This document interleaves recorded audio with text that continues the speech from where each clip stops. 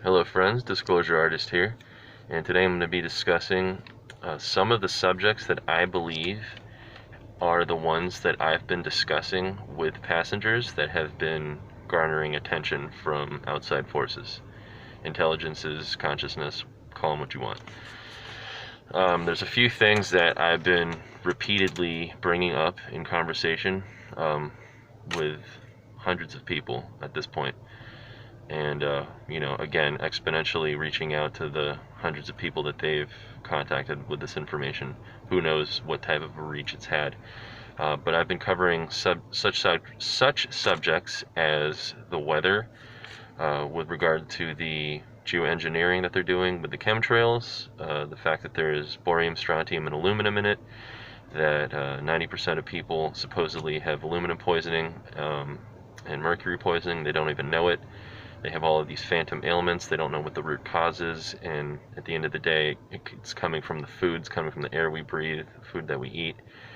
It has metal in it, and it's, to lower our vibration. From what I understand, it's to create an atmosphere for open Draco rule on the surface.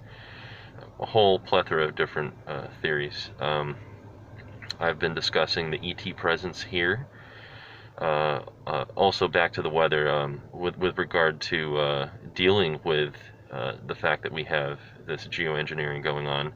I've been, discussing detoxing and, my own personal detox protocol and the products that I've gotten a hold of, and,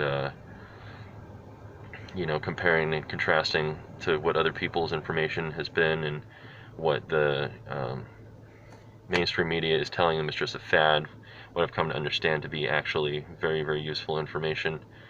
And I'll make another video in the future discussing, getting more into that specifically.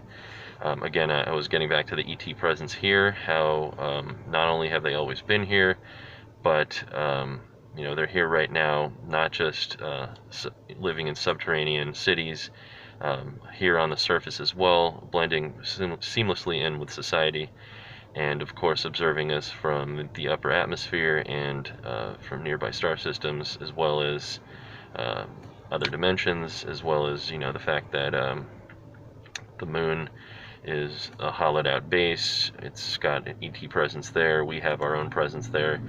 The secret space program, I've been talking about Solar Warden, the interplanetary corporate conglomerate, which secretly runs the timeline and the narrative, or at least the mainstream narrative of what happens on the surface population of Earth. I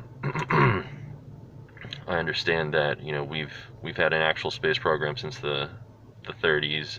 The information that I've gotten from Cosmic Disclosure, the flagship program on the Gaia network, has been a lot of the information that I've been sharing with people, and listening to their information as well, discussing some of the key figureheads in ufology has also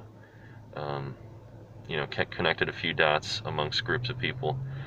The fact that the powers that be are pretty much trying to control the narrative for the last 75 years with regard to extraterrestrial presence, and limiting our understanding to being, to discussing essentially just the Roswell crash and the ancient alien theory, when of course, there's a whole world out there that's actually going on that it's being completely suppressed from our society. We're not need to know. So with regard to the 20 and back program and the secret space program, and the mind wave technology, and all of the the 5,000 suppressed patents that we have that are pending on being released, these are all things that when you beta test a group of people, you can tell whether or not they're going to be on the level and they have any idea what you're talking about, and certain subjects are just going to be off limits for them, and you kind of have to,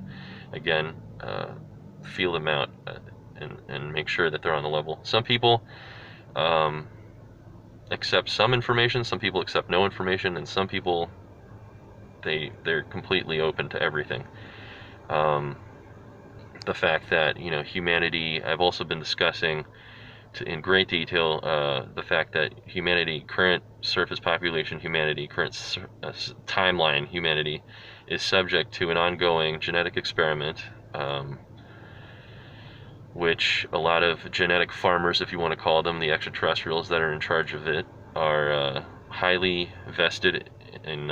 It's, from what I understand, humanity is a test to see what combination of genes will garner a being that is capable of ascension, capable of reaching a higher vibration, increasing their consciousness, and lowering their density, so that they can essentially ascend to 4 and 5D consciousness, and ultimately be able to perceive time non-linearly, achieve such abilities as omnipresence, levitation, teleportation, apports, telepathy, flying, etc. All of these incredible abilities that I believe the human being, or versions of us, have existed in the past, have had. I often get into discussions about how there's been 6 major buildups of humanity on Earth, and how this is, all suppressed. The amount of information that's about to come out, in my opinion, is just going to blow the entire world away, which is why they're kind of doing a drip-drop disclosure and have been doing so for a very long time. And it's up to us to kind of urge the narrative along to get a full disclosure, because it's just, these are crimes against humanity that are hurting us, holding us back. I listen to people's personal accounts. Again, some people don't even remember what's happened to them, and it's great to have an atmosphere where you can unfold all of these suppressed memories and subjects. I've been talking to them about the fact that underneath every single major city in the world, there's a deep underground military base. Like, again, some are ours, some are theirs, some have been there forever. There's beings that essentially they don't die because they have life extension technology. They can live thousands of years, or they can live indefinitely. And this is technology that we have. We have technology to essentially bring you back to 20 years of age.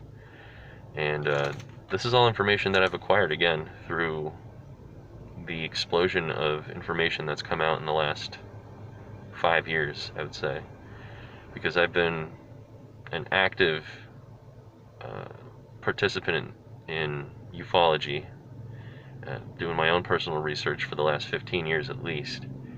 And in the last 5, I would say there's been more information coming out than ever before. But again, slowly.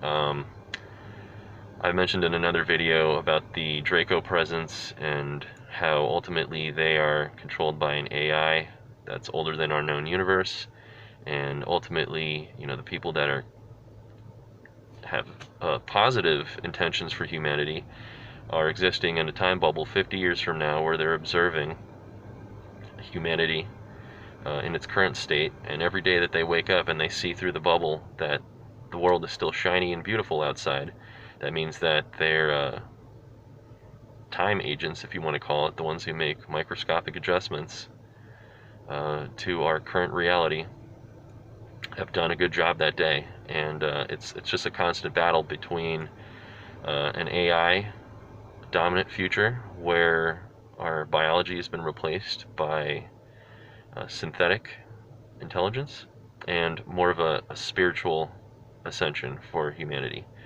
an organic evolution for us, if you will, which is the positive timeline, if I needed to assert that. I've discussed with people the abduction phenomenon, how, for the most part, it's not something that can be fully explained in just one onslaught, really. You have the MyLab program, so you have people who are genuinely being abducted by entities who are doing whatever we know as genetic upgrades or little adjustments to us now and then. They return us.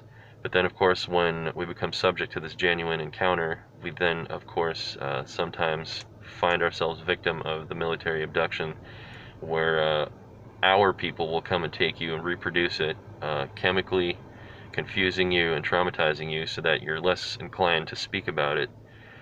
This has been going on since the beginning of our secret space program, unfortunately, and even before that. Of course, there's mind control that's being augmented on our general public, on our public figures, and on all varying levels of society that no one has any awareness of. And again, this falls into the technology hiding in plain sight category.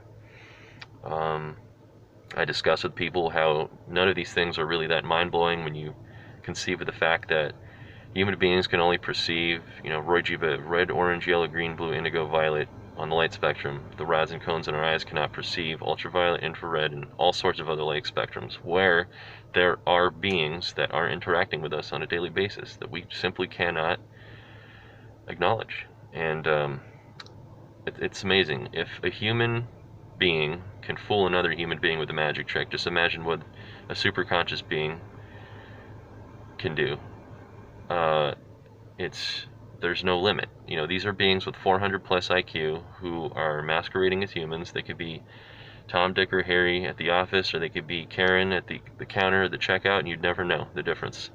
When they come back to their home, their life is extraordinarily different from yours and mine, but they're here. And I would imagine that for beings that live indefinitely, a human life cycle, which is ridiculously short, you live only long enough to be an old baby, really, spiritually, and that's almost like a 2-week vacation for them, I'd imagine, a human lifetime. The fact that we live in a morphogenic universe where thought affects reality, our consciousness creates reality. All of our science, our math, our history is skewed. From what I understand, the truth of mathematics is Zagolkin algebra or Boolean logic, where the rule of if you start counting at base 3 instead of base 10, it comes down to the fact that once upon a time we had either 6 or 3 fingers, and that's essentially how you count based on your digits at the beginning of mathematics, and that will unlock all of the mathematics that we simply can't figure out, the things that Einstein couldn't quite put into place. And the fact that our science, our physics is complete nonsense. We live in an electroplasmic universe. Once we unfold the electroplasmic model, we'll be able to understand torsion fields once we have a post-disclosure world and we have actual scientists who are allowed to actually do science. Yeah, there will be no limits to the bounds and leaps that we'll take as a society. We've already done these things covertly, of course, but yeah.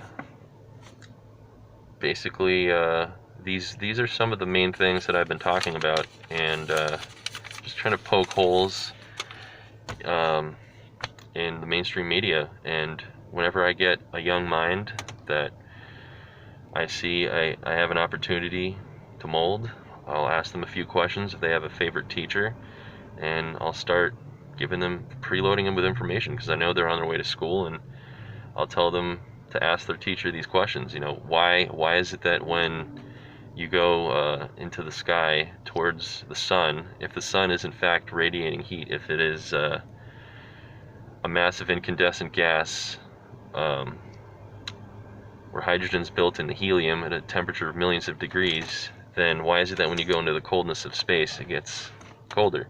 It's because it doesn't release heat. It releases electromagnetic energy, which in turn interacts with the electromagnetic field of the Earth, which then generates heat if you're on the surface of the planet. So these are just basic things that are not being told to us. The fact that we have over 30 planets in our solar system, a lot of them are cloaked, a lot of them are completely off limits to humanity. It's just everything is a skewed fact.